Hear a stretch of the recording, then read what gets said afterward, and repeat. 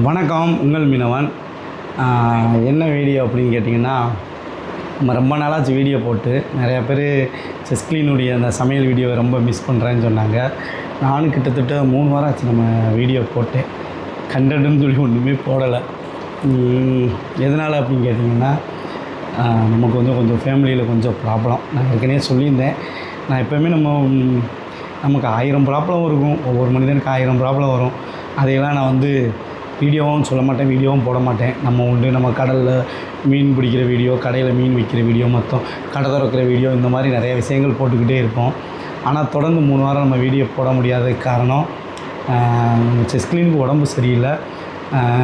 என்னென்னா, செஸ்க்ளீன் ரொம்ப நாளாக ஒரு 2 நாளாக நெஞ்சு வலிக்குன்னு தான். அப்போது நம்ம பெண்கள் நெஞ்சு வலினா சரி என்ன அப்படின்னு நானும் கொஞ்சம் அசால்ட்டாக இருந்தால் சும்மா எங்கள் ஊர் லோக்கலில் போய் ஹாஸ்பிட்டலில் போய் காமிச்சோம்.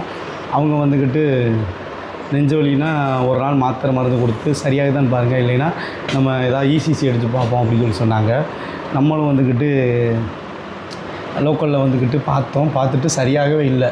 அப்புறம் இசிசி எடுத்து பார்த்தா அவங்களுக்கு ஹார்ட்டில் ஏதோ ப்ராப்ளம் இருக்குது, நீங்கள் வேறு எங்கேயாவது ஹாஸ்பிட்டல் போங்கன்னு சொல்லி ராமநாதபுரம் ஒரு பெரிய ஹாஸ்பிட்டலுக்கு அனுப்பிவிட்டாங்க. அங்கே ஜோசப் ராஜன்னு ஒரு ஹாஸ்பிட்டல் இருக்குது. அந்த ஹாஸ்பிட்டல் போய் பார்த்தா அவங்க நிறையா எக்கோ, நிறையா இசிசி, அப்புறம் ஸ்கேன் நிறையா அவ்வளோத்தையும் எடுத்து பார்த்துட்டு அவங்க ஹார்ட்டில் ஒரு ஓட்டை இருக்கிற மாதிரி தெரியுது, நீங்கள் இங்கே பார்க்காதீங்க, வேறு எங்கேயாவது மதுரை கிதுரை இன்னும் ஏதாவது பெரிய இடத்துல போய் பாருங்கள் அப்படின்னு சொல்லிட்டாங்க. அதோட அவங்க நீங்கள் வேளம்மா போனீங்கன்னா அங்கே உள்ள டாக்டர் நல்லா பார்ப்பாங்க, அங்கே போங்கன்னு சொல்லிட்டாங்க. இங்கே பாருங்க, நீங்கள் பேசிக்கிட்டு இருக்குல்ல, அங்கே பாருங்கன்னு சொல்லிட்டாங்க. நாங்கள் அங்கே போய் பார்த்தா அவங்க என்ன சொல்லிட்டாங்க, எல்லா ரிப்போர்ட்டையும் கொண்டு போனால் அவங்க தொண்டைக்குள்ள ஒரு ஸ்கேன் எடுத்து நேராக ஹார்ட்டில் பார்ப்போம், அதில் நல்லா தெளிவாக தெரியும் அப்படின்னு சொன்னாங்க. அதுக்கப்புறம் அங்கே ஒரு ஸ்கேன் எடுத்து போய் பார்த்தா அவங்களுக்கு ஓட்டை இருக்கிறது உறுதியாகிட்டு, அந்த ஓட்டையில் இரத்த கசிவு இருக்குது. அதில் நல்ல ரத்தம், கெட்ட ரத்தம், அப்படி 4 ஓட்டை இருக்கும். நல்ல ரத்தம், கெட்ட ரத்தம் அப்படி பாஸ் ஆகிக்கிட்டு இருக்கும். ஆனால் அந்த ஓட்டையில் நல்ல ரத்தம், கெட்ட ரத்தம் 2 கலந்து போகுது அந்த இரத்த கசிவில். அதனால் நீங்கள் உடனே வைத்தியம் பார்க்கணும் அப்படின்னு சொல்லிட்டாங்க. கிட்டத்தட்ட 3 வாரம் அவங்களுக்கு வைத்தியம் பண்ணி இப்போ தான் அதை சரி பண்ணி அவங்கள வீட்டுக்கு கூட்டிகிட்டு வந்துட்டோம். இதுக்கு இன்றைக்கி அவங்கள வச்சு வீடியோ பண்ணிட்டோம். நல்லா இருக்கிறாங்க. இப்போ தான் சொன்னாப்புல எனக்கே உயிர் அந்த சந்தோஷம் இருந்துச்சு. எனக்கு 3 வாரமாக பைத்தியம் பிடிச்ச மாதிரி இருந்துச்சு. 2 சின்ன பிள்ளைகளை வச்சுட்டு, 2 பொம்பளை பிள்ளைகளை வச்சுட்டு என்ன ஆகுமோ ஏதாகுமோ, ஏன்னா நான் ரொம்ப பயமாக இருந்துச்சு. கொஞ்ச நாளைக்கு முன்னே தான் எங்கள் அக்கா வீட்டுக்காரங்க மச்சான் ஹார்ட்டு ப்ராப்ளத்தினால இறந்துட்டாங்க. என்னடா நம்ம குடும்பத்துக்கு அடுத்தடுத்து ஏன்டா இப்படி ப்ராப்ளம் வருது, இடையில நம்மளை கம்பெனி ஏமாற்றினதில் எனக்கு ஹார்ட்டு ப்ராப்ளம் வந்துருச்சு, அடுத்து ஒய்ஃபுக்கு இப்படின்னு சொல்லி அடுத்தடுத்து அட்டி மேலே அடி. அதுதான் நான் சொல்லியிருந்தேன், வாழ்க்கையில் கஷ்டம் இருக்கலாம், கஷ்டத்துலேயே வாழ்க்கை போகக்கூடாது அப்படின்னு. ஏன்னா நமக்கு ஒரு அடி விழுதுன்னா கேப்புட்டு அடித்தா நம்ம தாங்கிடலாம். ஒரு அடி விழுந்து எந்திக்க கூட முடியாமல் இருக்கும்போது டம்னு மறுஅடி, நான் கிளம்ப வாட பார்க்குறேன் அப்படின்னு சொல்லி மறுஅடி அப்படி அடி மேலே அடி, ஒன்றுமே பண்ண முடியல. அப்பா உண்மையிலேயே ரொம்ப ரொம்ப கஷ்டமாக இருந்துச்சு. ஒரு பக்கம் பணம் நிறையா செலவாகுச்சு, அது ஒரு பக்கம், அது வேறு டிபார்ட்மெண்ட். அது நம்ம பண்ணியாச்சு. எந்த இடத்துலையுமே ஒவ்வொருத்தவங்க அவங்க சின்ன சின்ன விஷயங்களெல்லாம் வீடியோ போட்டுக்கிட்டே இருப்பாங்க. நான் 3 வாரம் எனக்கு இந்த ஒரு விஷயத்தில் வீடியோ போட முடியல, ஒரு விஷயத்த பண்ண முடியல, நிம்மதியாக சாப்பிட முடியல, நிம்மதியாக தூங்க முடியல. இந்த மாதிரி ஒரு சூழ்நிலை நம்ம எப்படி வீடியோ போட முடியும்? கண்டிப்பாக முடியாது. முடிஞ்ச லெவலில் நம்ம இந்த கடைகள் திறக்கும்போது அப்பப்போ அவங்க ஏதாவது கட்டிங் வீடியோ போட்டு போடுங்கனால ஊட கட்டிங்கி மட்டும் கடையில் உள்ள வீடியோ போட்டுக்கிட்டு இருந்தேன். நிறையா சேனலும் கொஞ்சம் கரெக்டாக 3 வாரம் வீடியோ போடலை, நான் டோட்டலாக என்கேஜ்மெண்ட் அப்படியே டவுன் ஆகிரும். இனிமே அதை புது ஸ்டெப் அடுத்தடுத்து வீடியோ போட்டு கிளப்பணும். இன்னொன்று மெயினாக இவங்களை 1 மாதம் வரை எந்த வேலையுமே பார்க்கக்கூடாதுன்னு சொல்லியிருக்காங்க. எந்த அதிர்வான விஷயம் பண்ணக்கூடாது, சமைக்கக்கூடாது, படியேறக்கூடாது, வெயிட்டு தூக்கக்கூடாது, அப்படி சொல்லியிருக்கிறாங்க. அது 1 மாதம். அதுக்கப்புறம் இன்னும் எவ்வளோ நாளுக்கு தெரியலை. இதுக்கடையில் 2 சின்ன பிள்ளைங்க, அது பொம்பளை பிள்ளைய ஸ்கூலுக்கு கிளப்பணும். அதுதான் பெரிய விஷயம். சவாலே சுமித்ராவுக்கு தான். ஆல்ரெடி 2 வாழை வச்சு அவளே சமாளிக்க முடியாமல் இருப்பாள். இப்போ எங்கள் 2 பொம்பளை பிள்ளையும் அதுகளுக்கு சடை பின்னி ஸ்கூலுக்கு அனுப்பி அந்த டைமிங் இந்த வீட்டுக்கு சமைக்கணும், பிள்ளைகளை பார்க்கணும், இவளுக்கு டயத்துக்கு சமைச்சு இவளுக்கு ஏதோ இந்த மாதிரி உணவு தான் சாப்பிடணும்னு வேறு சொல்லி வச்சுருக்காங்க. என்ன ஜெஸ்கிலின் பேசு, எப்படி உடம்பு எப்படி இருக்கு இப்போ? கொஞ்சம் பரவாயில்ல. நல்லா இருக்குல்ல?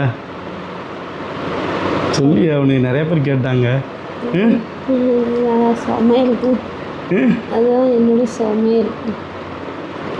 உன்னை நல்லா விரும்பி நிறைய பேர் இருப்பாங்க. உன்னை நிறைய பேருக்கு பிடிக்கும். ஏன் இல்லையா, ஜெஸ்கிலின் ரொம்ப அமைதியான பொண்ணு, ரொம்ப இன்னசென்ட்டு, ரொம்ப அப்பாவி, பேசவே செய்யாதுன்னு சொல்லுவாங்க. சொல்லு. அவங்களுக்குலாம் நல்லா சரியாக வராமல் சமையல் வீடியோ பண்ணுறேன். என்ன ஜெஸ்கிலின் இதுக்கு மேலே எப்படி பேசுறீங்க? இதுக்கு மேலே எப்படி பேசுறீங்க? ஏதாவது பேசிய உனக்கு. ஆனால் பேசிட்டேன். ஆமாம், இவ்வளோ நாள் பேசாமல் உண்மையாக இருந்த பிள்ளை இன்றைக்கி பேசிட்டு. சரி, ஓகே. என்னுடைய நல விரும்பிகளுக்கு நான் இதை சொல்லணும்னு நினச்சேன். அதுக்கப்புறம் வந்து வேறு எதுவும் இல்லை.